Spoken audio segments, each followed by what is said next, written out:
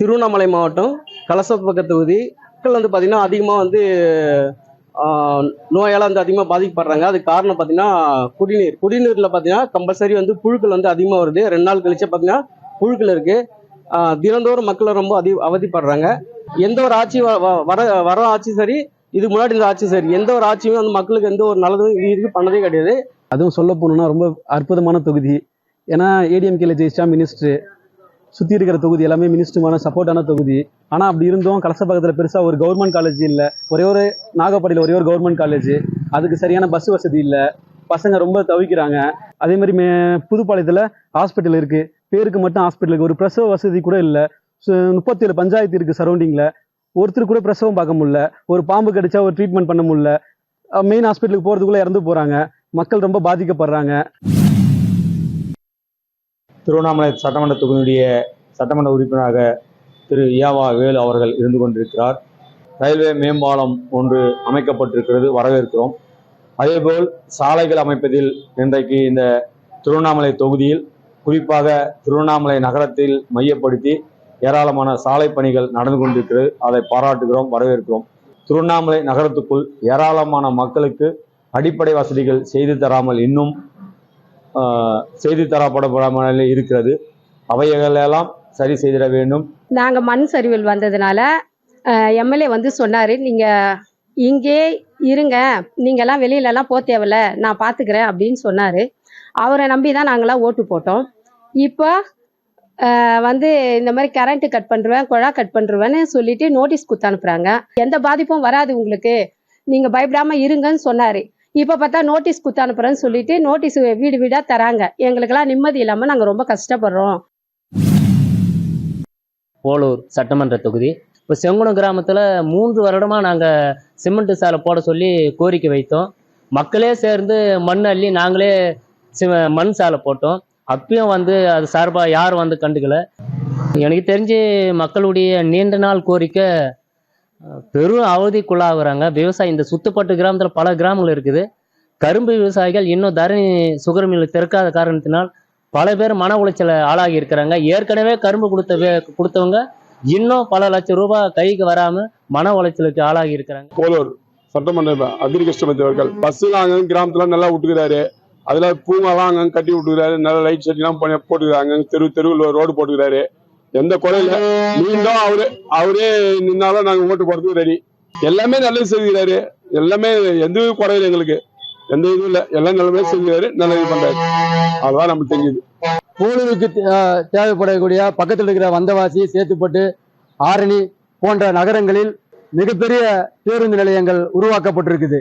ஆனா போலூர்ல பாத்தீங்கன்னாக்கா சின்ன ஒரு மினி பேருந்து நிலையத்துக்கு கூட அது வந்து தகுதி இல்லாத ஒரு இடத்துல வந்து இப்ப மீண்டும் பேருந்து நிலையத்தை வந்து புதுப்பிச்சுட்டு இருக்காங்க. போலூருக்கு மிகப்பெரிய ஒரு தேவையா இருக்கக்கூடிய, பொதுமக்களுடைய தேவையா இருக்கக்கூடிய மிகப்பெரிய ஒரு பெரிய பேருந்து நிலையம் அமைக்கப்பட வேண்டும் என்பது போலூர் மக்களுடைய நீண்ட நாள் கோரிக்கை.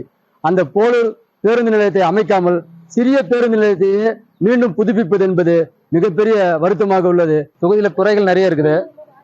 அதையும் கொஞ்சம் செஞ்சு கொடுத்தாங்கன்னா இந்த முறை வர எலெக்ஷன்ல ஒரு வாய்ப்பு இருக்கும். போலூர் பேரூராட்சியா இருந்து அதை வந்து நகராட்சியா மாத்திருக்கிறாங்க. அந்த நகராட்சி தகுந்த மாதிரி போலூர் வந்து இன்னும் விரிவாக்கம், போலூர் தொகுதி வந்து இந்த நகராட்சி வந்து இன்னும் விரிவாக்கமானா இந்த பஸ் நிலையத்தை வந்து வெளியே மாத்தினா இன்னும் கொஞ்சம் நல்லா இருக்கும். குறைகள்னு பார்க்க போனா நிறைய இருக்கு தொகுதியில. நிறைகள்ல ஒரு சில நல்லது செஞ்சிருக்கிறாங்க. நான் ஆரணி சட்டமன்ற தொகுதியிலிருந்து பேசுறேன். சேவூரார் எங்களுக்கு வந்து எல்லாமே நல்லதுதான் செஞ்சிருக்கிறாரு. 10 வருஷமா எம்எல்ஏவா இருக்காரு. அவரு நாங்கள் சாதாரண மனுஷனும் போய், ஒரு சாமானிய மனிதனும் போய் அவரை பார்க்குறவங்களுக்கு பதில் சொல்றாரு. என்ன குறையோ அதை தீர்த்து வைக்கிறாரு. எங்களுக்கு எங்க கோரிக்கைகளை எப்போ போய் நாங்கள் கேட்டாலும் சேவூரார் வந்து எங்களுக்கு நிறைவேற்றி வைக்கிறாரு. இப்போ எங்கள் ஊர் டேமு திறந்தாரு. கோவிலுங்களுக்கு உதவின்னு போய் நின்னாக்கா எக்காரணத்தை கொண்டும் அவர் வந்து நல்ல விதமாக தான் எல்லாத்தையும் செஞ்சு அனுப்புவார். மேற்படி எந்த விவசாயிகளுக்கு எந்த நன்மையும் இல்லை. ஒரு விவசாய கலையும் இல்லை, ஒன்றும் இல்லை. எல்லா நடைமுறையும் அங்கே கவர்மெண்ட் ஒதுக்குறாங்க. அது இந்த ஊரில் சில பேர் வந்து அதை கெடுத்துடுறாங்க. என்னோட கோரிக்கை வந்து அந்த குணத்தூர் தாய் ஏரி வந்து தூர்வாரி குடி மராமத்து பணி அந்த வேலையை வந்து ஒழுங்காக அதை செயல்படுத்தணும். 40 லட்சம் ஒதுக்கி கொஞ்சம் கூட வேலை செய்யலை. கொஞ்சம் வேலை செஞ்சாங்க, அப்படியே விட்டு போயிட்டாங்க. இன்னும் ஸ்கீம் இன்னும் செய்யலை, ஒன்றுமே பண்ணல. இது எந்த அரசாங்கமும் இது ஒன்றும் பண்ணல. இதுக்கு வந்து கேட்கப்பட நம்ம தான் கஷ்டமாகுது. ஆனால் செய்ய கவர்மெண்ட் காத்துங்குது. இந்த ஊர்லக்காரங்க யாரை இப்போ அது கெடுத்துடுறாங்க. அவர் வந்து எங்கள் கோரிக்கையை வந்து செக் டேம் கட்டி கொடுக்கணும்னு சொன்னேன். அவர் வந்து செக் டேம் கட்டி கொடுத்தாரு. மஞ்சள் குடோன்னு கட்டி கொடுத்துருக்காரு.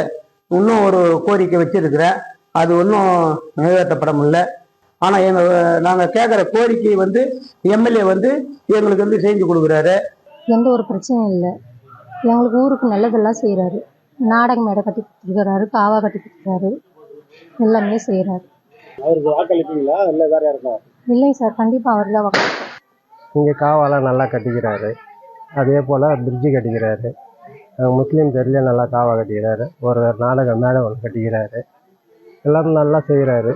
அவருக்காக நாங்கள் நல்லா. உங்களுடைய நீண்ட நாள் கோரிக்கை ஐயா? ஹாஸ்பிட்டல் தான். ஹாஸ்பிட்டல் கட்டி கொடுக்குற மாதிரி ஏற்பாடு பண்ணால் நல்லாயிருக்கும். சென்னம் தொகுதி விவசாயி, எங்கள் தொகுதி எம்எல்ஏ கிரி அவர்கள் 15,000 கோடி நலத்திட்ட உதவிகள் செய்திருக்கிறார். ஆனால் விவசாயிகளுக்கு என்று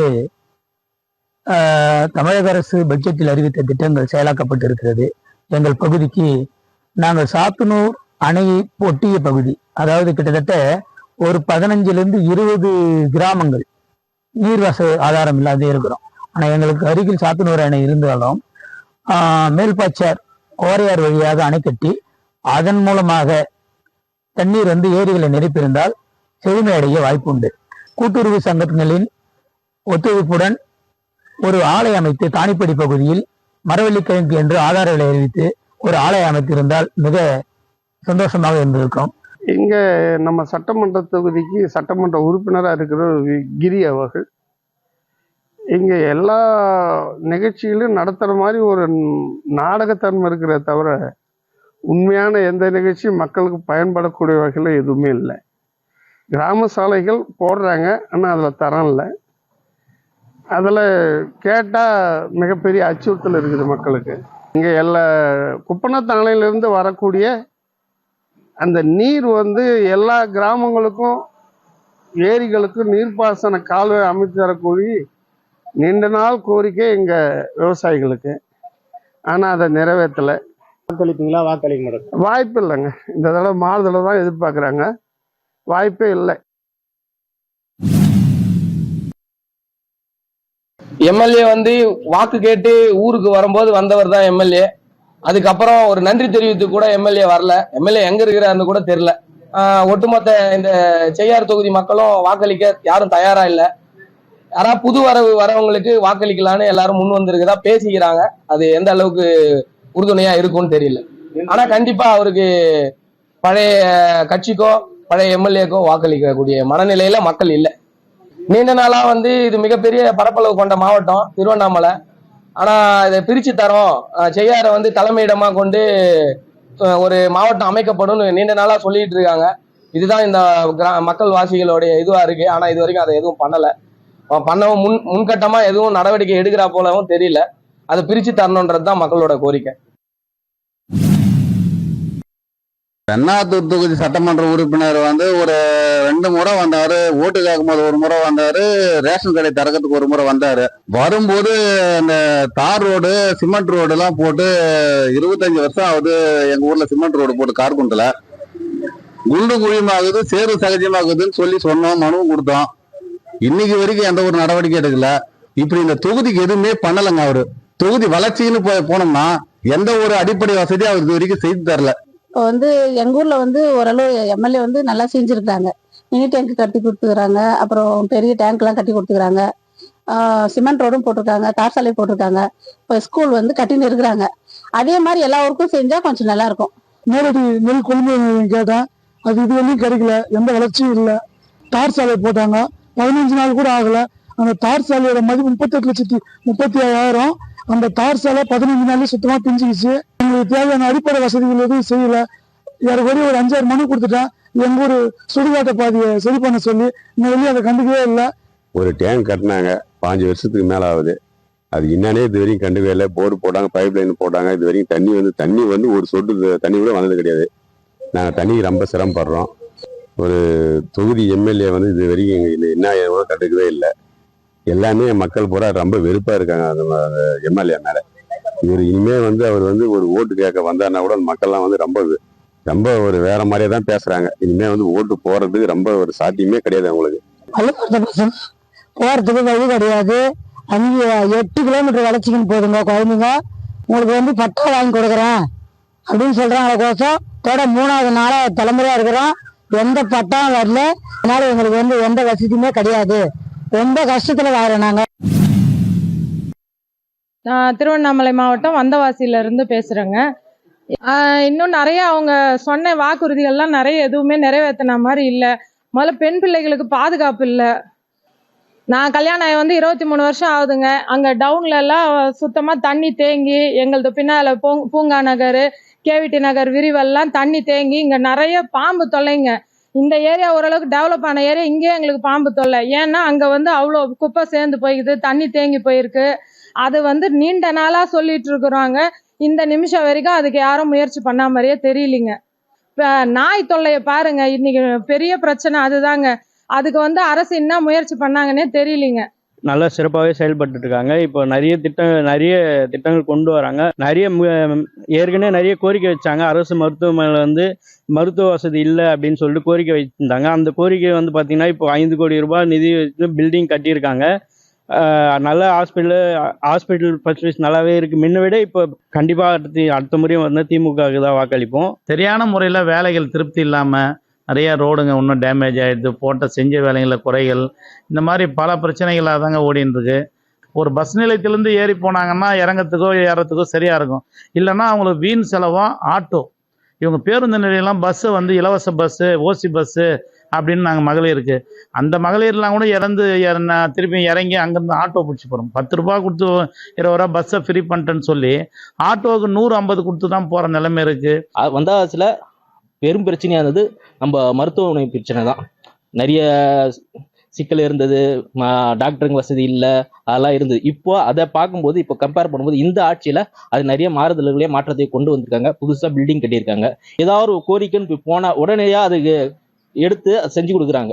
முன்பை விட இப்போ பரவாயில்ல, அதுதான் சொல்கிறோம். முன்பு ஒரு 10 வருஷத்துக்கு முன்னாடி சின்ன விஷயத்துக்கு கூட வந்தவாசி ஹாஸ்பிட்டலில் எந்த ஒரு இதுவும் கிடையாது, ஃபெசிலிட்டி கிடையாது. இப்போ இந்த பீரியடில் அது மாற்றத்தை கொண்டு வந்திருக்காங்க.